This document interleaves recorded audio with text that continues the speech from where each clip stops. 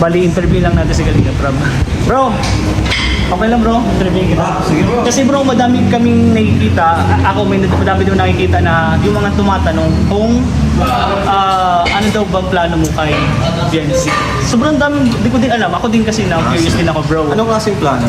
Anong plano mo? Magkaka-YouTube channel ba si Sa BNC? future. Sa future, Real. kasi matatapos na bro yung pabahay mo kay BNC. Anong planong kay BNC bro? Ang totoo niyan, si BNC is i-audition namin sa ABS o sa mga modeling agency kasi pwede siya mag-artista kasi Bagay na bagay sa sa akin. PBB, yan yung talagang first plan ko. Plan A ko kay BNC. Ay, grabe! Yung makapasok sa mga modeling, sa mga commercial, kasi bagay siya dun eh. Tama, tama. So, yun. Plan B natin is siyempre yung matupad yung kanyang pangarap na maging flight attendant. Ay! Supportahan natin siya doon. At siyempre, yun, bagay kasi siya maging flight attendant eh, FA. Tama, tama. So, yung plan C naman natin is yung silang yung sa ito ng bahala sa kanya. Kasi hindi na bahala kung anong plano nila kasi sa kanila. Kasi siyempre, pag mag-asawa na sila, mag-jowa, kailangan mag-alam pa tayo. Di ba? Siya ba? Ay, wala na. Pag mag-asawa na ako, wala na sa mag-showtime, mag-asawa na agad kasi may bahay na bro. Alam Pero na, si Dancy, hanggat nandito siya sa Kalingap, tayong magkahawak sa kanya, mag-handle, magmamanage, yun. Ay, Magmamanage gano'n. sa kanya. Parang ganun. pero bro, Para yung future niya is secured. pero nasa plano mo din ba nung bigyan ng channel si BNC? Ayan, oo nga, yan din pala. Yan din, depende rin yan. Pwede rin siya maging vlogger. Pero ngayon kasi parang ayaw ni Beyonce mag-vlog pa. Parang support siya sa ano man, gano'n. May support na lang talaga siya sa Kalinga. Oo, support sa Grabe. kung anong Grabe yung bulong mo bro. Tatanong ko din yung mga K-boys kung ano masasabi nila sa plano. Oo. Kasi bro, walang ibang nakakaalam niya kundi ikaw lang. Bali Oo, dito ako lang lang. sa vlog. Dito pa lang. Dito lang sa vlog na to. Maraming Ay grabe. Viral na naman to bro. Saka si Beyonce ang nakakala.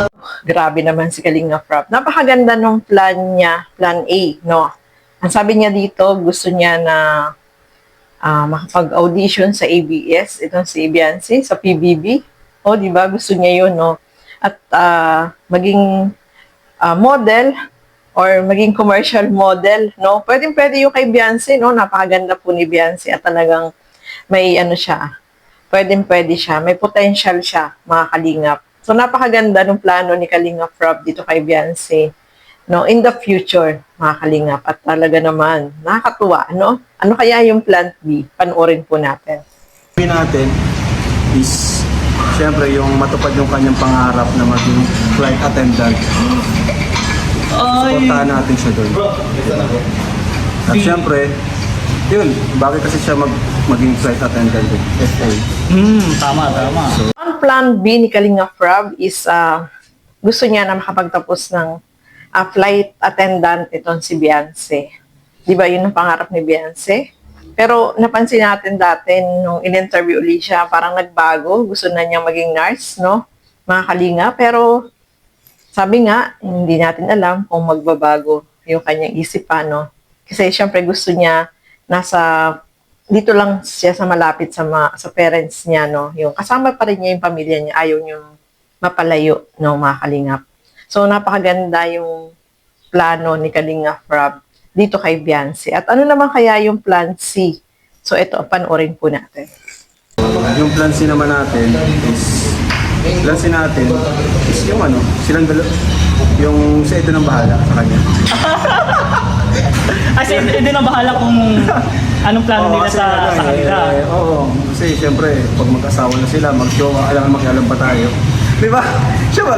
Ay, wala na. Pag mag-asawa na ako, wala na sa mag-showtime, mag-asawa na agad kasi may bahay na bro.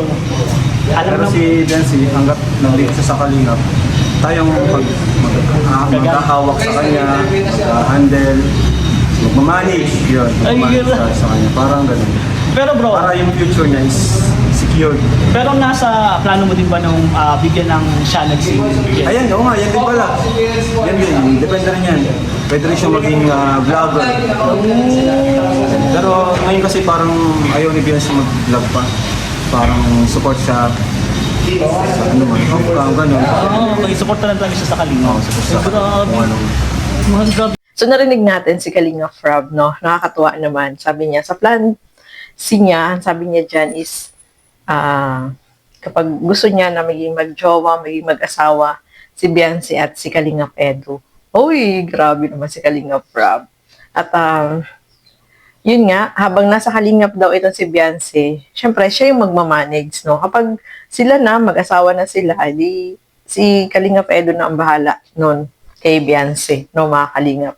Nakakatuwa lang, no, na talagang si Kalinga Frab ay, yung gusto niya talaga is, itong si Biancy ay, yung mga gagawin niya. Siyempre may mga plano, no, yung gusto niya na tuloy-tuloy. Siyempre yung pag-improve at yung pag-angat sa buhay ay nandiyan na, no, tuloy-tuloy na yan, mga Kalingap. At yung suporta ni Kalinga Frab ay nandiyan. Kaya natatawa ako sa kanya kasi sabi niya kapag mag-asawa na daw yung dalawa, doon, hindi na niya pakikialaman. O, di ba? Tama naman po yun, mga Kalingap, no?